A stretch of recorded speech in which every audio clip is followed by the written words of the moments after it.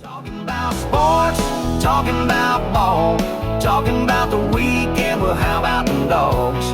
Pull out your brunch now, butter your biscuit. It's the Sunday Scary Show, you don't want to miss it.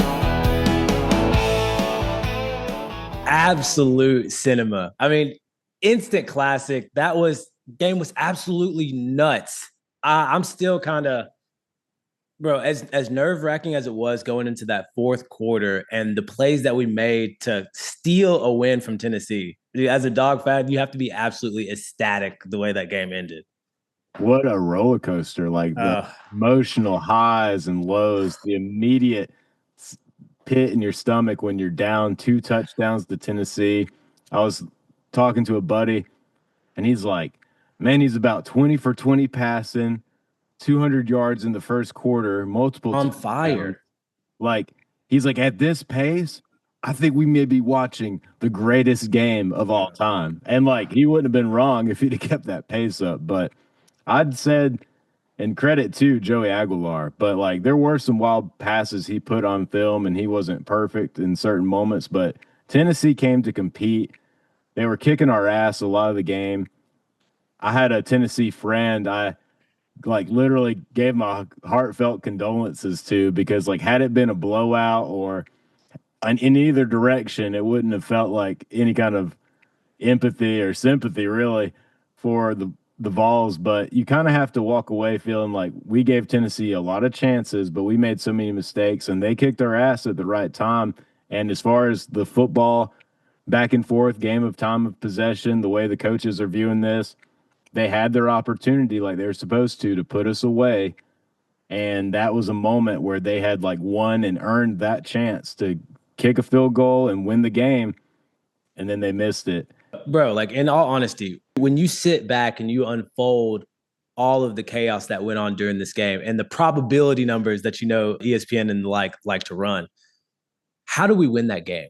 How do you win that game? I mean, the swing, there's so many things that had to happen. That 4th and 6 throw at the end of the game, we're struggling. And I'll be honest with you, like this is not on Bobo, right? You get jumped out on really early and you're having to fight the crowd, along with was like a sloppy defensive day. It felt very uncharacteristic. Bobo really kept you in it for a lot of the game. We called the fake bubble screen in the last pod. He pulled that out.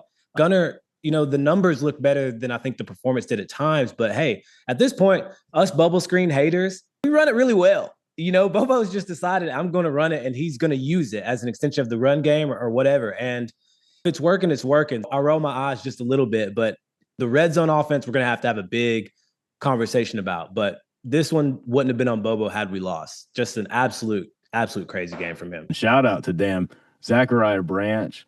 Like transfers had a big part to play in this game. Everybody except for Noah Thomas, which I just can't wrap my head around it. I don't know why he hasn't been as involved. I mean, hey, if you're winning games without that type of talent that you have, I guess that's a good problem to have. But hopefully he comes on, you know, when we start talking about the Alabamas and the Texases. But I wanted to add as well, especially early on in the game, Kirby's very honest with us in his own way, because we looked very young and we looked very new. And we've talked about how this team has a bunch of first-year and second-year players either in the program or, you know, that old in college. But I think what we can gather is even in this new age of college football, where other teams are also recruiting really well, where other teams are also spending money in the transfer portal and addressing their issues, it's a much more even playing field and the gap has closed a lot. But Kirby's style of playing football wins games. You know what I'm saying?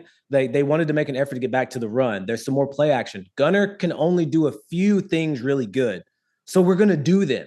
And we're going to do them a lot because they're effective, not trying to do what he can't do, which he needs to work on some intermediate throws. But they really went to his strength. Bobo stuck to the run. The bubble screen, the screen game in general really worked.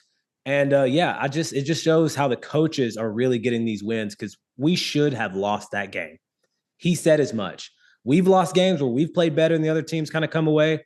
This was one that we got back. And for the longtime Georgia fans, this one's a get back for the Hail Mary in 2016, if you ask me. It's that type of dagger.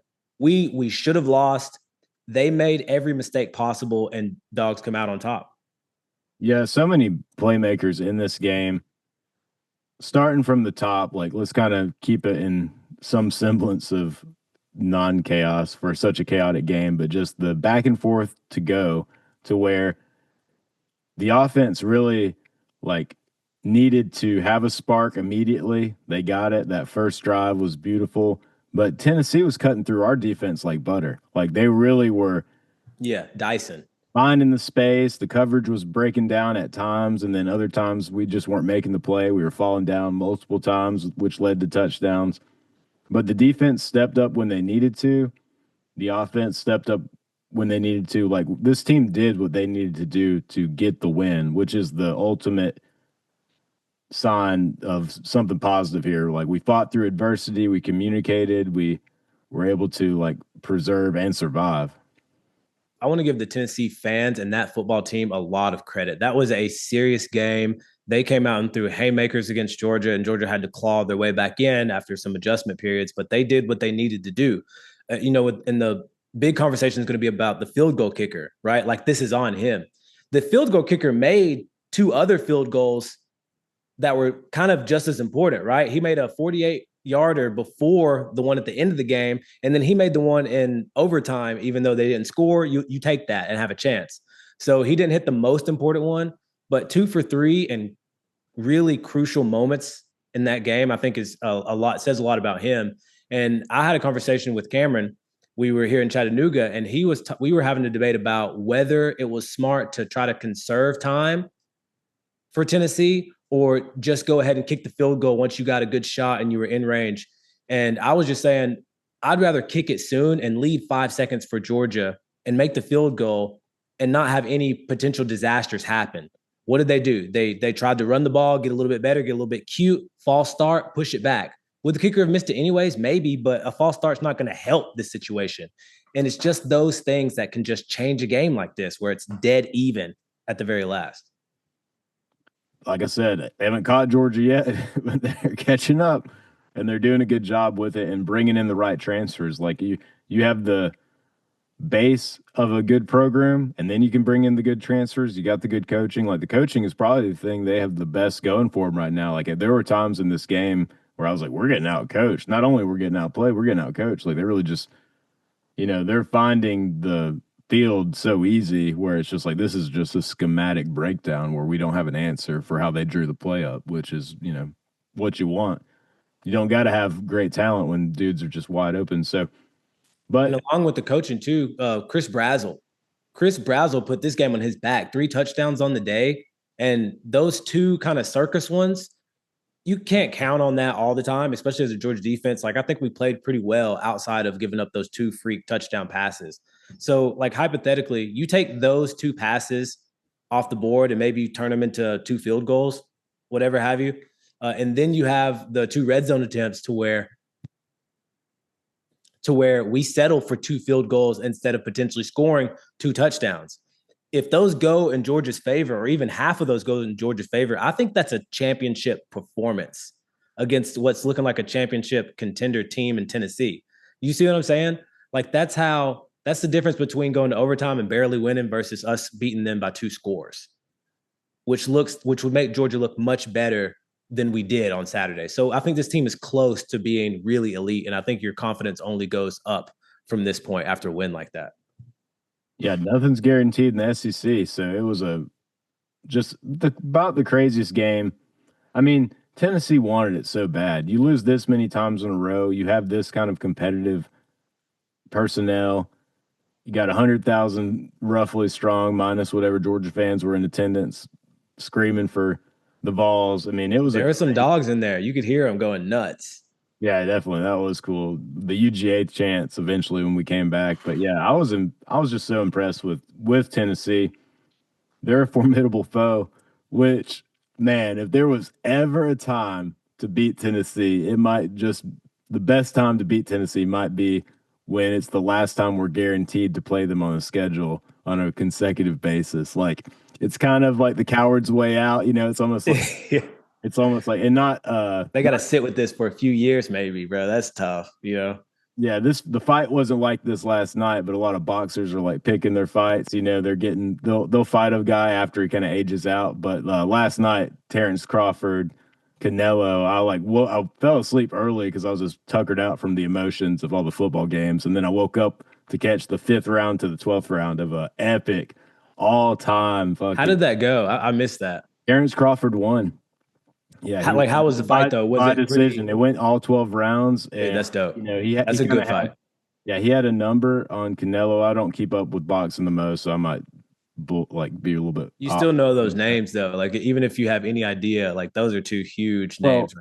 well, the thing about Terrence, I've kept up with him he's probably the only boxer I really have kept up with. I've caught maybe his last 3 or 4 fights, and he's actually like gone up and down weight classes. So if I'm not mistaken, he went up for Canelo, and like he's a champion at all 3 levels, and Canelo is kind of like the GOAT at the weight class they fought at because he had beaten Pacquiao and a lot of these namesake guys. Yeah. But see, Canelo, he's not completely old, but even he gets a little bit of that criticism about like, oh, he decided to fight Pacquiao after Pacquiao was older, and now that Pacquiao wants to fight him again because Pacquiao's like 50 and fighting or something. So I got Mike Tyson out there still doing it too. So I mean, they'll put it on if it sells. They'll put it on. Absolutely, but it was a heavy. But that's good talent. Yeah, yeah. But it's very similar to boxing in the sense it's that heavyweight bout, and we fought Tennessee when they're really about to have caught. If y'all don't need an argument that Tennessee about caught Georgia, I mean, come on, like we're over here.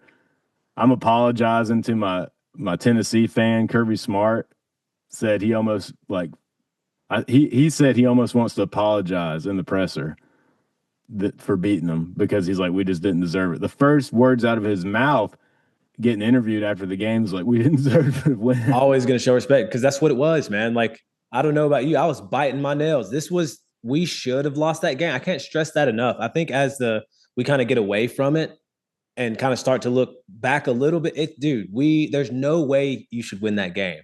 And I think that just shows a lot of resilience. Again, for a young team, it's more impressive. For a senior-laden team, back when college football was built that way, okay, yeah, we win those types of games. There is no guarantee about where exactly Georgia was, and this was like the first real test, and they passed it. It wasn't perfect, but there's a lot you can build off of this. Going into a bye week before Bama at home, now these young guys who haven't really contributed in this helmet before have confidence in Kirby, what Kirby's selling, what the coaches are selling. Stay patient. We're going to do things this way. Do what we ask you to do. It will work out. This is like proof of concept. This is a huge program win for where Georgia's wanted to get back to and the projection thereof.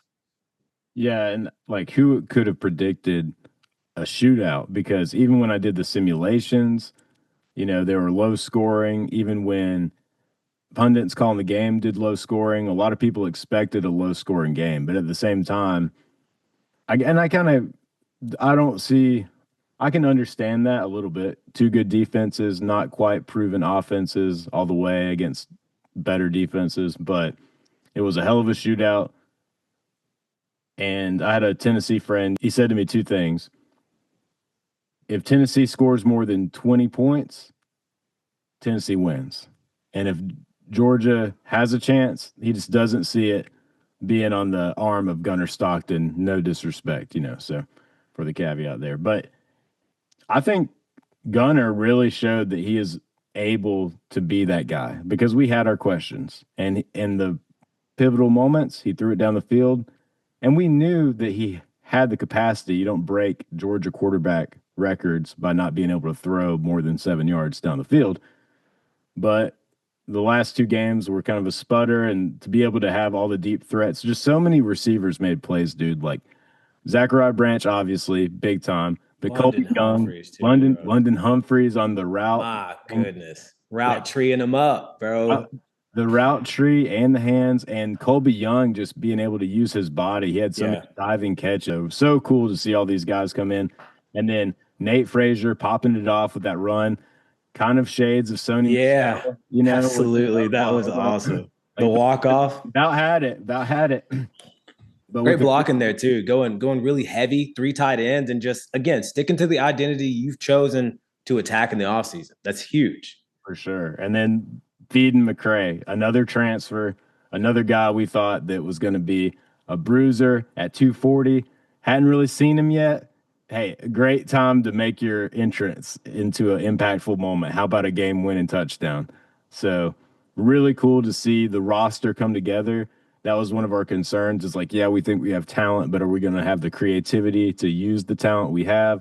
That was on full display. So we've basked in the glory. We've talked about our moments. We've enjoyed it. But Cheeto, what would you like to see to make this team better going into a bye week? Which, thank the Lord, we got a bye week this coming week before Bama. They got one too. But what do we need to improve on? Absolutely, in a week of it's us versus us come practice time. Yeah, kind of what I, mentioned earlier. The explosives in the secondary, you don't give those up.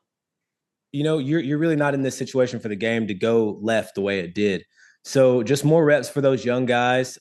Worst case scenario, you make the tackle after the defender makes the catch, or you swat it down. But I felt like all day, Aguilar was just absolutely peppering our defensive backs. And it was gappy. We were just out of position. Tight ends were running wild in the flats, running backs, everybody. So I feel like if we can shore that up, I think we're going to have a lot of success. And then on the other side, the red zone offense. The red zone offense has to learn we have to score touchdowns when we want to win these games.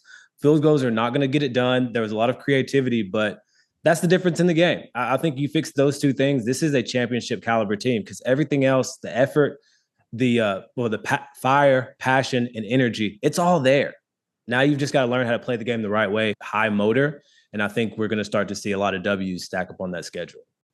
And what a crazy day it was for college football in general. Were there any games that really just caught your eye, or scoreboards or scores around the country that had you going, that had you, or scores around the country that had you doing a second, or scores around the country that had you doing a second glance? Yeah, that Georgia Tech game, we talked about it, one of our pick six. Georgia Tech, they love to beat a Clemson-style team in that exact same scenario. Heck, it's happened to them several times. Clemson is a good team, but they've shown to slip up in these similar situations. We've talked about how Tech is on the rise, how our schedule is made tougher because of it. And they got it done. And then also Vanderbilt upsetting South Carolina. I did not have that one on my bingo card, but hey, Diego Pavia says they're going to win the national championship. So if you're going to, those are the games you win. You beat a top 11 team at their place, right? That is a big win for them. So those two games I had my eye on. It was a wild weekend in college football, no doubt. There's been a lot of drama and back and forth on the top 25, and I just decided I'm going to start making a poll. Cheeto's going to start working with me here and there on that. So I have taken the time to make a poll, but here's the thing about it. I did this purely on merit, who they played, the margin of victory, and just what I'm seeing from the team overall, be it special players or just certain championship traits and pedigree. So here's my top 25, and you will notice at the top, I have jumped FSU 9 spots forward to number 1, because to me, even though they were at home, from the other games they've completely dominated in combination with how they beat Alabama by 2 touchdowns, a Bama team that just dismantled a pretty decent, formerly unbeaten Wisconsin team. It was quite impressive. So I got Florida State at number 1. Cheeto, how are you feeling about that, just based on the merit-based scale? And do you argue that there is a team that had a more impressive victory than the 2-touchdown win that FSU had over Bama, with their quarterback being great, their defense being elite, and just all the transfers they've gotten mixed in with the Gus Malzahn offense? Like, to me, that's the most dangerous team in the country right now. Where are you at with that? Yeah, so to me, this reads more like a power rankings list versus like a potential top 25. And I think to that credit, you really elevated the teams with the best wins, with the most impressive performances in that. I would probably still bump UGA at 4, like a solid number 4. If we're doing that, because Miami and LSU have had some impressive wins and look really good doing it, especially Miami this weekend against USF. So if it were me, I'd probably keep Georgia at 4. You can put FSU at 1. Obviously, I like Ohio State. Vandy jumps up this ranking for me a ton. Georgia Tech, I see them both there at 9 and 10. Oregon, Oklahoma. I like your top 10. I would probably just move a couple teams, a couple spots, because Florida State, what their thing is going to have to be is you got to be able to do that more than once. It's like with Bama. After they beat us, they thought for sure that their season was set, and then they go on to have embarrassing losses down the road. Do I trust Florida State to not have those embarrassing losses right now? I don't. Are they capable of it? Obviously. So I like the list, but that's how I would look at it. Okay, so my thing is like I'm coming into making this list with thinking that the AP poll was fucked from Jump Street. Like it was so bad, so off. And honestly, I just don't think I don't think you can get an accurate poll preseason without watching games. So this is like I wouldn't call it a power ranking. It's got some power ranking thoughts built into it, but it's not based on like pure talent, because if that were the case, we'd have Bama like way higher, Michigan way higher, Texas way higher. It's more or less like a merit-based AP poll if it came out tomorrow. And that's kind of how I did it. So you got Florida State number 1. I laid that out. Georgia number 2, because is there a more impressive win than a come from behind win against Tennessee on the road? You know, it was Texas A&M that had a great similar win against the not as talented Notre Dame team. That's why they're all the way up to 6, but only at 6. Ohio State, they're the current number 1 team, but I got them dropped to 5 because I just am not impressed by their biggest win of Texas, now that we know how Texas is kind of sputtering. Yeah, I see what you mean. You know, and I understand, like, yeah, if you want to play the whole, oh, but we played this ranked team. Well, at the end of the season, all that means basically nothing, because it's like, oh, we beat this unranked team. Well, they're ranked in the top 10 now. Well, So and like, what happens when you do this is you kind of add in like Texas. Texas could still go on to win the SEC championship, right? Yeah. So you're penalizing Texas now versus what they'll be at what they're potentially going to be. So it's kind of a snapshot in that sense. No, because Ohio State's going to be thumping. That's going to be one of their resume builders at the end of the season. They're going to argue that should make us number 1. We beat Texas. Just because they don't look good right now, they're good enough to look good next week and for the rest of the season. You see what I'm saying? So yeah, and that's why like a lot of these teams, I even went as far. I think I actually listed out 31 teams in total. This is a screenshot. Oh yeah, you went deep. But you know, Kansas State, Jaden Daniels is legit. ASU. You know, they were just in the playoffs. I think they're currently, well, they lost to Mississippi State, but I think Mississippi State's pretty good. They lost a close one on the road there. Notre Dame hasn't won a game yet, you know, and it's all based on who we think might be good. That's just not good enough for me. Like, they have plenty of room to earn their way back, by all means. South Carolina at 17. But yeah, I think the most surprising, because I really didn't try to just be like, I want to put this team here. I was like, let's really like look at the schedules, lay it out, try to measure this, and then see what we come up with based on just merit-based wins. And it's like, okay, if you got 2 pretty good wins, like Oklahoma won, beat Michigan, which is a pretty good team at home. That beating a pretty good team at home is not near as good as what FSU did. And maybe Oregon's just sitting here because they put 70 on Oklahoma State. So, there's a lot of thought I put into this. Again, it's not perfect. We'll kind of adjust it as the season goes on, but consider this the official Dogs Off the Leash poll. Chito, just to give you more of a voice on this one, what would be like the biggest change that you might make if you were to make any changes, just based on how I did the poll, not based on how the AP poll is currently being done, but just the logic of like merit-based wins? No, absolutely. I hear you. I probably have to sit down and really go through each win. I guess for me, as big as this Tennessee win is, I didn't go in. Okay, so going in, when I picked 38-17 Georgia, I didn't view Tennessee as this big, nasty juggernaut. I didn't, especially with the injuries, but they lived up to that. So, maybe I was wrong to do so, but I don't consider it as big as like what Miami just did, especially against that UCF team that's really good right now. So I would just probably bump Georgia just a little bit, and then I have to look at some of the other ones. But I like the top 10. Well, we would look at some things a little bit different and be up for debate. Yeah, that's the good part of it. So I think with USF, they have beaten a Boise State team that was ranked based on preseason ranking, which I've already kind of established in this universe. Those rankings suck, so you can't really count for it. And then the other win they had was against Florida, which Florida's not any good, but it's an SEC school. So, and they win in the swamp, right? I want to say. USF won in the swamp. So on the road, either way, even if Tennessee's even if Florida's middle of the pack, on the road is a challenging game at the swamp. So the highest I can give you is 13. They're the highest ranked loser behind Tennessee. Everyone else is undefeated, and it's all based on their best wins. But as soon as more games are played, I have no problem jumping. Oh, that's exactly what will happen. That's football season in a nutshell. It looks really good today, and it'll change.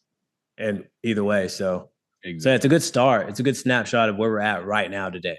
Exactly. So we'll keep it going. We'll send this out to the. I don't know about the powers that be. I'm trying to get out of the screen, dude. Let's see how do I unshare. Meetings. To lose in overtime like that, man, that's a heartbreaker. There we go. Okay, back here. Let's see, maybe that. Have you been able to see my face the whole time? No, I can't even see your face yet. Oh. Well, we were off to the side, but you're not back on yet. Oh shit! Let's see.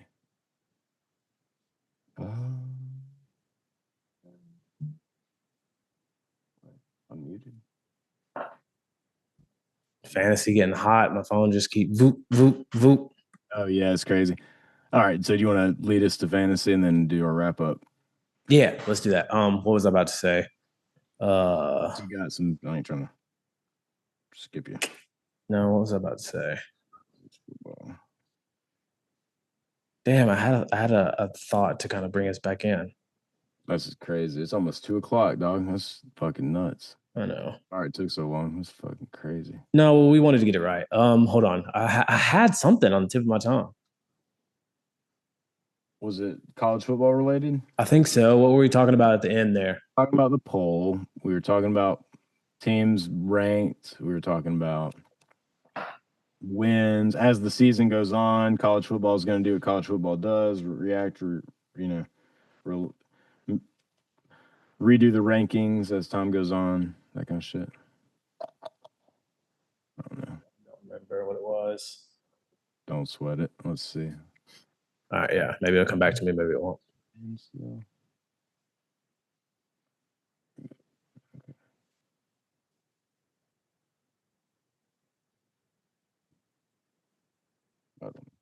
Oh, Rocky Top. That's what it was. Should we like sing it and then bring it in, or should we? I think that's maybe how we should do it. We got to come in singing, don't we?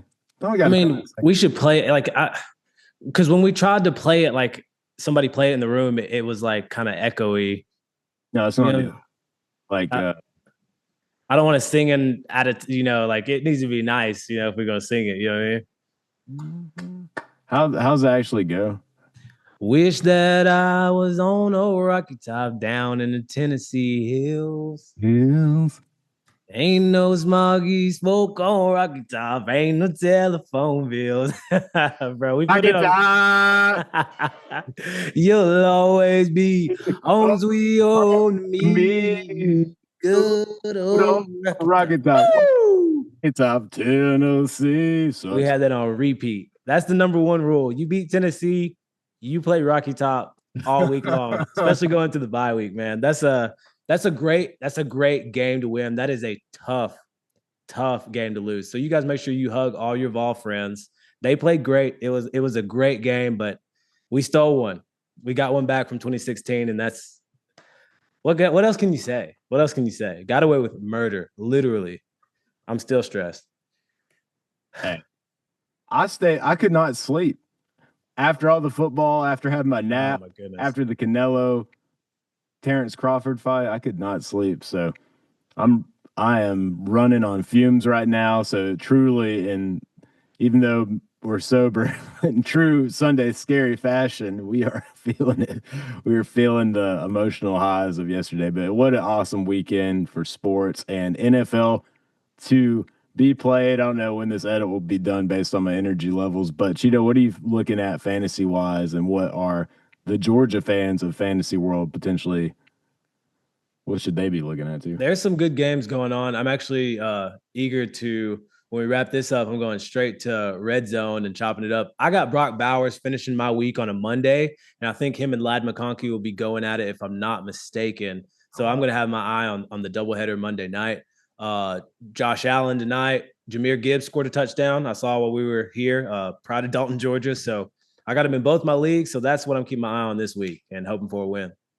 Hell yeah. Well, maybe Nick Chubb will do something for me in Houston. He's my flex right now as he gets more carries with whoever they got out. I know they got somebody out. Go Dogs! You can't stress this enough. It is great to be a Georgia Bulldog because when this game is talked about, which is going to be talked about for a long time, Georgia won this one. Tennessee should have. Oh, dude, it just hurts in your soul how close this was to being a disaster. Again, you can't really blame Bobo had it went south, but I'm just glad we don't have to deal with that. We can watch this win over and over again, and it's just a great day to be a dog, dude. I can't stress that enough. Just huge win. Huge win. Rocket top, you'll always be. All right. You want to classic rap it? Just classic rap it, dude. And make sure I want Rocky Top on this edit all over it if possible. But yeah, Dog Nation, great win. Can't wait to get ready for Alabama here after the bye week. And make sure you guys catch us wherever you get your podcast, whether that is Spotify or Apple Podcasts. And as always, guys, you know what it is. Off the leash. Off the leash. Talking about sports, talking about ball, talking about the weekend, well, how about them dogs? Pull out your brunch now, butter your biscuit. It's the Sunday Scary Show, you don't want to miss it.